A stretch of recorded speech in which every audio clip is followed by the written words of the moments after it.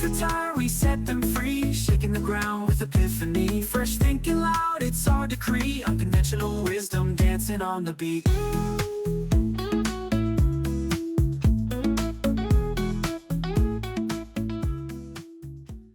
Hello, welcome to Unconventional Wisdom about Conventional Wisdom. I am so excited to have Anthony Vulin here, who is a realtor and a broker with a really incredible business that he's been doing for a very long time. I think you have 60 realtors. I have 60 realtors part of my office now. I started in 2013 and just have organically grown and built a amazing family and yeah, 60 agents. Yeah. So Anthony's going to share some of his wisdom today, conventional, unconventional, however it happens. And so I think we'll just jump in. All right. Sounds good. Yeah. So introduce us to you a little bit more. Tell us a little bit more about yourself. You don't wake up one day and say, oh, I'm going to be a broker with 60 agents. No. I think now people might grow up and say, I want to be a realtor with all these reality shows, but definitely not when I started 22 years ago. It was not part of the plan. I went to UCLA and I was planning to apply for their film school after I graduated. During that 2 year period, while I was taking writing classes and studying, I was also teaching surfing. One of my clients said, hey, why don't you just get your real estate license while you're studying and figuring out what you really want to do? I'm a mortgage broker. I'll help you out. I'm like, yeah, sure, whatever. Why not? Take a test and study a little. I'm used to that. I took it, I got into it, and I totally fell in love with the business. I realized that it's something where you could be very creative, but you also have to be a very tough negotiator.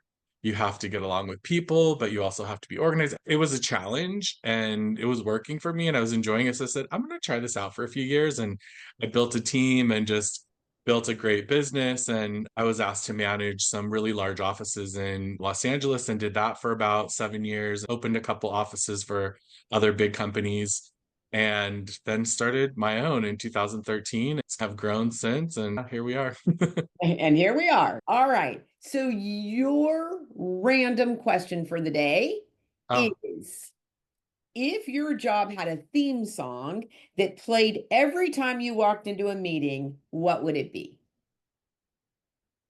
the first thing that pops in my head is the Golden Girls theme song. Thank you for being a friend. Oh, that. It's all about wanting to work with and have relationships with people that you care about, having fun, supporting each other, family values, all that kind of stuff is huge to me. And that all definitely ties into business, which I Right. didn't realize at first, but I do now. Yeah. Oh my gosh. I love that. It was unexpected. That was definitely Right? unexpected. Perfect. All right. So let's jump into the first thing that we are just dying to know about you. What's one piece of conventional wisdom that you followed early on that only to realize later that it was just completely wrong for you? Yeah, that's a really great question. Since I started so young, like right out of college, and I didn't know much about building a business, to me, it was like, if you want to have a great business, you need to be the best at what you do and prove that you're the best.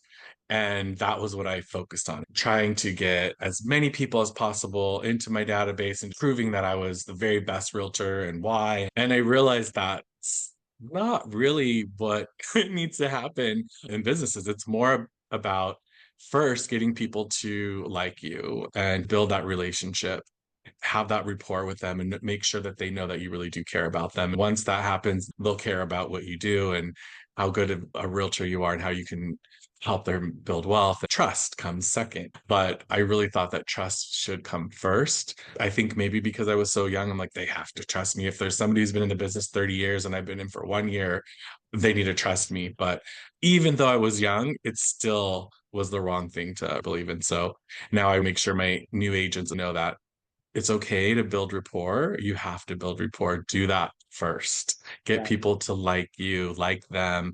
Build your database with like-minded people. Don't just put anyone in there. Just put people that you want to stay connected with and build from Right. there. Yeah.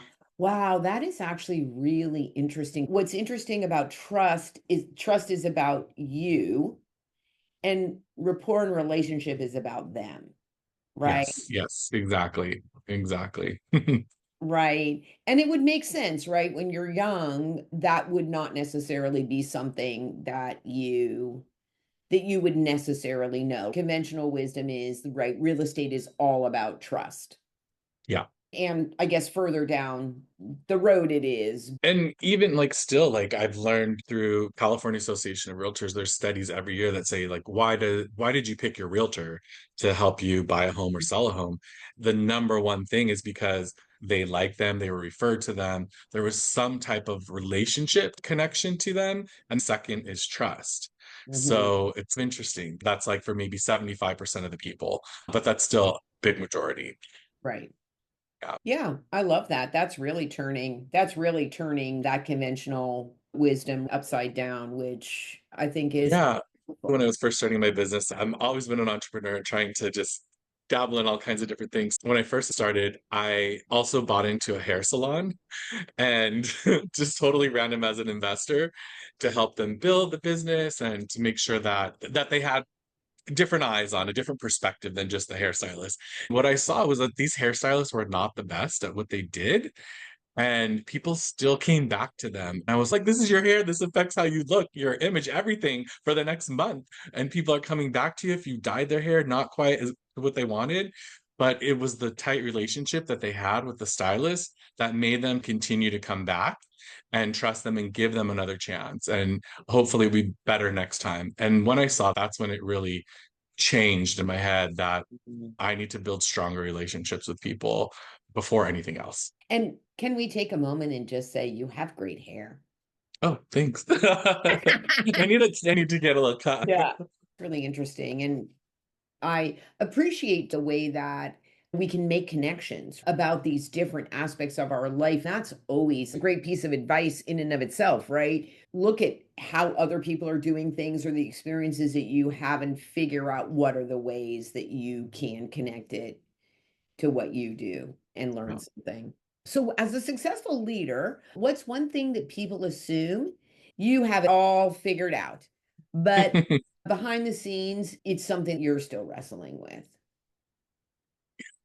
I think people think that I'm a people's person and I'm an extrovert and I love being around people and build relationships, but I'm naturally not like that at all.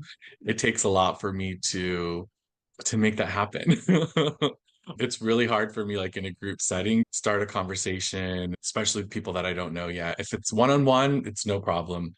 But if it's in a group or at a networking event or all of these things that we have to do as realtors to build our business and be around a lot of people that you might not know, it's really difficult for me to put on a smile and figure out how to build that relationship and how to start it. It's a challenge. You're always trying to build relationships and it's part of the business, but it's not something that comes natural to me. It's something I'm still working on and trying to make it seem natural.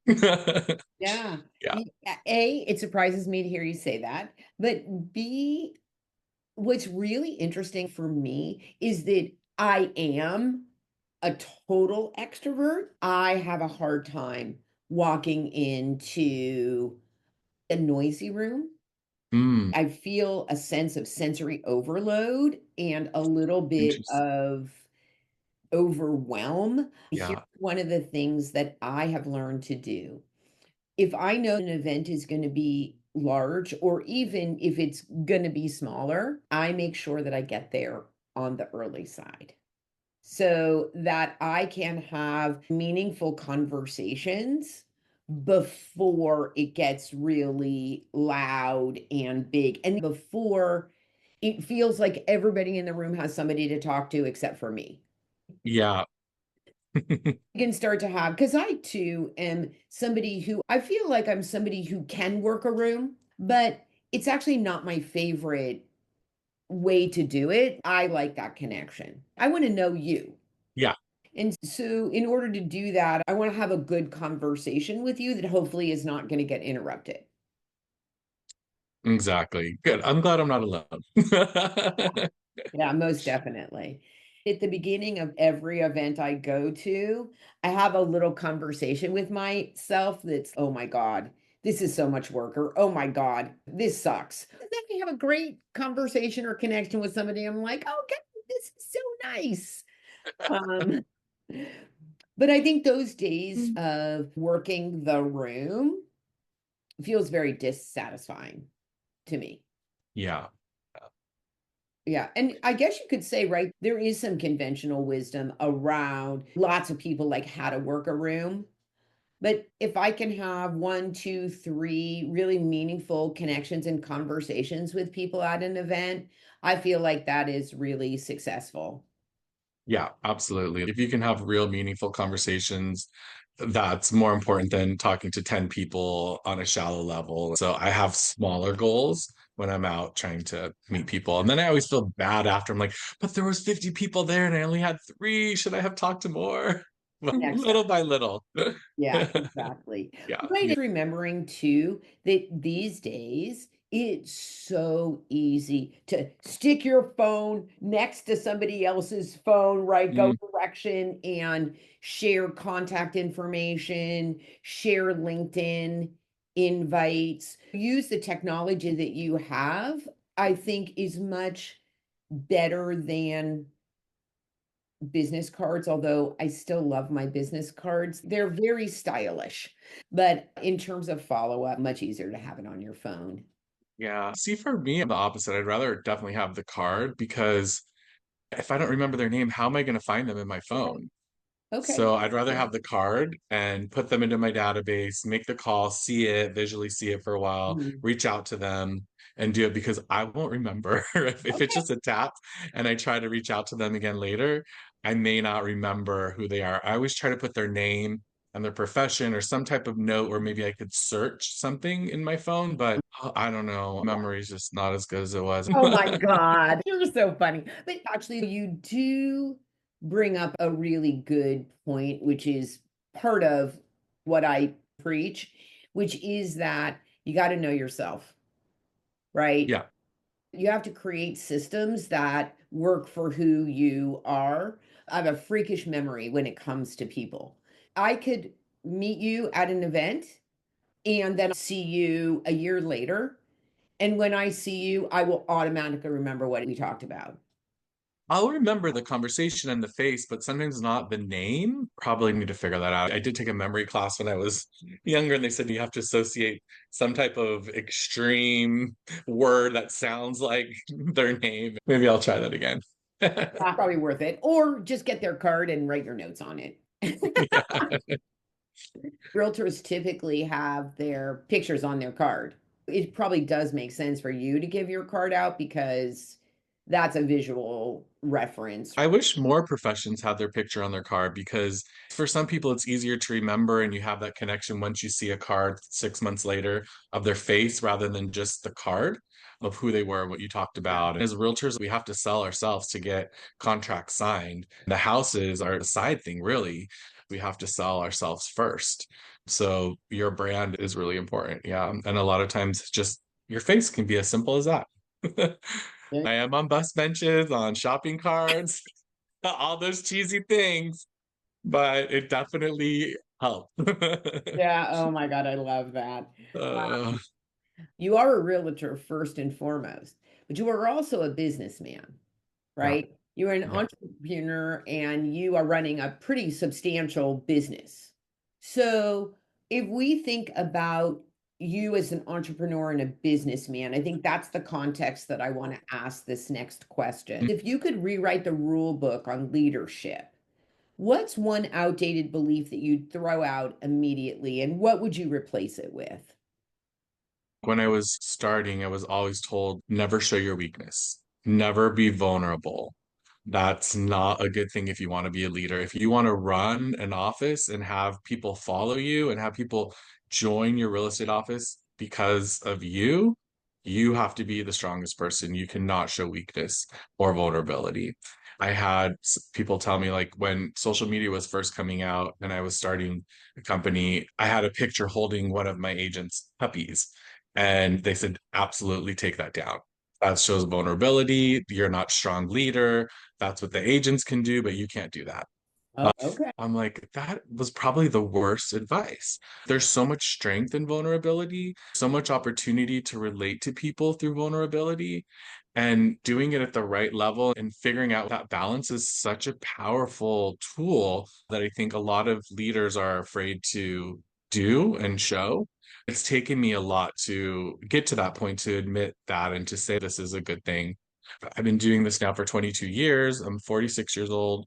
To me, it's the best tool, the best way to build relationships with people, to get people to trust you is when they know you're real, where you've had some type of struggle and you've overcome it. It's not just something you complain about, but it's something you've overcome. Those are amazing opportunities to share and talk about. So I think, yeah, being that strong leader does not have to mean that you are the strongest person and you don't ever show weakness or vulnerability. I don't believe that anymore. So I Right. don't know if it's 100% true for everyone, but I don't believe that. I think a very strong leader can say, I don't know, or I messed up. Yeah, But I do think that being able to say, I can be successful and make mistakes. I can be successful and be human. I can be successful and not have all the answers or all the right answers every time. yeah. You're the influence for people who are following you, and they have to learn by your example. So I don't think anyone should think that they have to be the most perfect person. Like, it's okay. Like, I've made a lot of failures. We all learn from that and move forward. And you, as an agent who works for me, can do the same thing. And when you do make a mistake, let's talk about it. I also remember too, when I first started, I was embarrassed or didn't feel like it was the right thing to do, go to some of the startup realtor classes. I'm like, no, because then that shows that I don't know something. Uh-huh. And that was the stupidest thing ever. You're always going to be learning. Every deal that happens now, 22 years later, I'm still learning. If I don't feel like they're learning based, they have no place in my office. We all need to continue to learn and grow and teach each other as we build our business. And Anthony, you also bring up a really interesting point about being a role model, because if you create an atmosphere where, you've made a mistake and you're standing there as a leader and not admitting it, and Mhm. you've created a situation where your agents are going to make mistakes, and this is not a safe place to be able to admit a mistake. Exactly. Which is not good. Yeah. All of our offices or teams are reflections of us, whether it's a networking group or a real estate office. You look at that leader and the members, and over time, the group becomes more like that leader. And the ones who don't fit in leave. It's important to realize what group you want to create. Things start from the top as far as creating that culture and the power of that team. And you're a role model by your actions, right? Exactly. Yeah. I think oftentimes people will say, you have to come to me having thought of a solution or having alternatives. I think that there's a lot of merit in that. I think if that is the only way that anybody could come to you, then you've got a lot of people who are like, I truly do not know what the answer to this is. I just know that there Mhm. is a problem here. And you actually squash their ability to ask the question if the criteria is I have to know the answer. Yeah, I totally agree. I love to always ask people, what do you think? It's okay if you're wrong. Just what do you think? I want to learn what their thought process is. And then that will help me figure out how I can teach them Mhm. what they're missing. I hate just giving answers. I always want them to think and grow. And I don't care what the answer is that they tell me, but anything, what do you think? Let's talk about it. Right. Just so I could learn about what their thought process is. How did Well, you get to that? you said something so profound there, which speaks to the reason why you have so many people working for you. There are so many people who are experts in what they do first, and then they create the business, which is your model, right? You're a realtor, and then you opened a brokerage. All they can teach anybody to do is how they do it. If everybody needs to be a clone of you and you can't help anybody unless they can do it how you can do it, you're pretty limited. Limited. Exactly.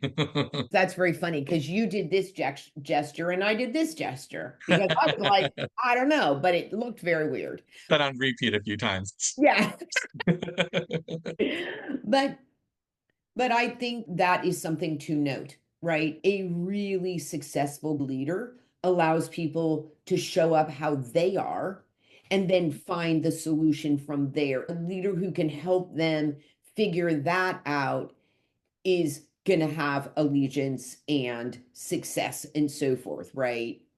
Absolutely. Yeah. Yeah. Great point. What's one unconventional habit or mindset that's helped you grow your business, even if it goes against typical advice? So I would definitely have to say typical advice is when you're starting a business, you need to focus on the profit, where you're at and how much you're spending. You're building a business, opening an office, providing tools, all of these different things. Like you need to make sure that number one is why else would you have a business without profit? It's to make money to survive so you can live the life that you want to live, which is great and super important. But I've learned that if you put people first, then the profits will follow. If you really tune into what your people want and need, then the profits will follow. Don't focus on the profit first. Focus on the people and building your team in that way, and the profits will come. Interesting. So, can you say a little bit? Because I think also that is pretty interesting. So, take us back to when you started this brokerage in 2000, was it 13? 13, yeah. So, you had opened offices, so you knew what you were getting into. Yes. Did you bring your team with you? How many people did you start with? I started, some people who I was working with at my previous office came with me and said, "Hey, I want to be with you no matter where you go. What the brand is, it doesn't matter." So I started with about 15 people and I grew from there. After the first year, we were about 25. And then each year we've grown little by little, pretty much organically. And now we're at about 60 agents. We're in our second space. We were in a smaller space when we first started, and had a shared bathroom with other businesses in the building, and air conditioning and a lot of little things that I look back on and I'm like, oh gosh, how did anyone ever want to work in this office Uh-huh. space? And now we have, yeah, a great office, and it's so totally different. Yeah. Uh-huh. And how much time do you spend on the business versus when selling real estate or direct Yeah. direct A service? question of how much time do you spend working on your business rather than in your business? I would probably spend at least 30% of my time working on the business, planning events, figuring out how I'm going to market a certain property, doing big picture things. What type of recruiting event could I create that's going to help me bring in new agents? What type of class should I be creating to make sure the agents I have are will stay and want to stay with me? Analyzing what was our actual amount of deals last month and our budget and all of that kind of stuff. So for sure, I'd say at least 30% of the time is working on it, and then 70% is reacting, right? Like I think working in your business is mostly react. You're just checking emails, putting out fires, doing inspections, going on listing appointments, showing buyers, driving around, and you have to do those things to keep your business sustainable. But working on your business, right? That's what a lot of people miss. And that's what a lot of the agents miss. They're more reactive than proactive. I tell them every day, 3 hours working on building your business, not working on what you have. And when I do coaching sessions with the agents, I said, I don't want to talk about what you're working on right now in your business, what's happening with your deal, this and that. We can talk about that anytime. When we're doing a coaching session, it's only going to be about working on your business and those things you're doing to grow your business and to make sure that's something that was able to be able to provide to your family for the next many years. Yeah, super important and neglected. As I've seen through my agents, when people get busy, they neglect working on the business. I try to push them and say, you still need 3 hours working on your business, not in it. If you can't do it today, you got to do it tomorrow on the weekend, or figure that out, because there will be a time where you'll be stressed trying to build your business again. All right. So I have one last question for you here. A lot of us have some imposter syndrome, no matter how much success you have.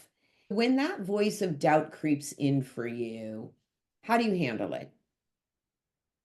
I think I need to hear that more people have imposter syndrome because it's definitely been a part of my things that creep in that you have to shoo out. Maybe because I started so young and I became in a leadership position. When I was 26, I was asked to manage and open up an office for one of the major companies. I always thought, what are they thinking? But I built that office to be the most successful office in LA, and we had over 200 agents. The profit was there, and we had market share in the area we covered. But I always would think, oh, how? I'm an imposter. This is crazy.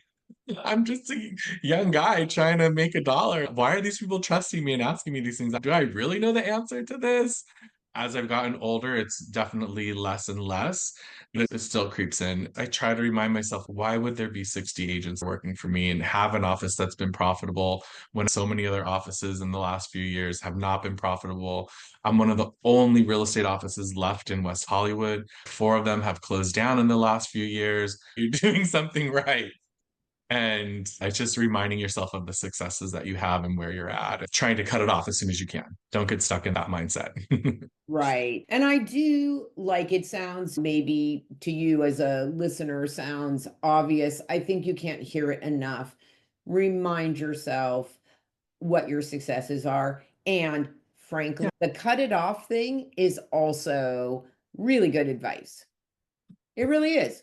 And here's the thing, you have to be mindful enough that you're doing it, right? So Yes. often those negative voices, we are so used to them, we don't even hear it. Yeah. So I love that advice. And the other thing that comes up a lot, I think sometimes, is gratitude. Mm, Be grateful for what you do have and what you've built. I have a really yeah. interesting short anecdote on that. A few years ago, everybody said, oh my God, you have to have a gratitude journal. So for 9 full months, I kept a gratitude journal every single day. I had 5 things that I was grateful for. After the 9 months, I was like, I'm not sure what this just doesn't seem to be all what it's cracked up to be, because it doesn't really seem to have affected my mindset. I think there were a couple things. I do tend to be good in my own mind about reframing things. So I think there's that. Here is the second thing that finally clicked for me, which is that at least the way that I was doing the journal, it was a thinking exercise. Mm, So it was, okay, what happened today that I'm grateful for? And some days it was like the sun came out. Saw the sun today, right? I can't think of any. This day sucked, so I can't find anything else. A former client of mine did an exercise with some people she was working with around feeling gratitude. And I was like, oh my God, like the light bulb just clicked for me. And I was like, yeah. that's it. Sit for a minute. And here's what's really interesting. A minute is such a long time. Yeah. So you put your timer on, right? Like on your phone, and you close your eye and you think of whatever it is you're going to be grateful for, right? And sometimes it's, I'm grateful that chocolate exists in this world, right? And then Mhm. sit with your eyes closed, feel gratitude, and that will change you. Yeah, it literally changes your body chemistry when you can feel it. Feeling gratitude will change your Right. body chemistry, how you're thinking, how you feel, and your energy level, how you breathe, and your heart rate. Every year, I'll have my agents do a vision board. It's not about cutting things out of a magazine or writing things down, but about what do you feel? How is it going to feel when you achieve these different things? And there's a few agents that do it. And when they present it, I want to create the feeling. So I'm like, I feel like if they present it, I'm going to know if they're really attached to it and if they're feeling it. And there's always a few agents who, when they review their board with our group, start to cry. You can see that emotion and how important it is. And those are the most successful agents. It's the feeling that's attached to it. Yeah, Right. you could write things down and know everything you want, but if you don't have the feeling to put something into action, then forget it. Just to circle back to the question into what you had to say, feeling that gratitude, being connected to what you just said, like your why and what you're creating, great ways to get through the doubts, right? And the Yeah. failure and any other things where you hold yourself back, right? That's awesome. I have to tell you that I think this has been a fabulous conversation. Ah. I really appreciate your time and wisdom. If you are around West Hollywood, Anthony is your realtor. Thank you for listening. If you like this, we're having conversations like this a lot. So come back, listen, subscribe, all the good stuff. And Anthony, thank you so much. Okay. And now I got to get the tagline right. Okay. Where cliches come to retire and fresh thinking we inspire. All right. Love it. See you on the flip side. Go out there and be a better human. Thank you. Cliches retire, we set them free. Shaking the ground with epiphany. Fresh thinking loud, it's our decree. Unconventional wisdom dancing on the beat.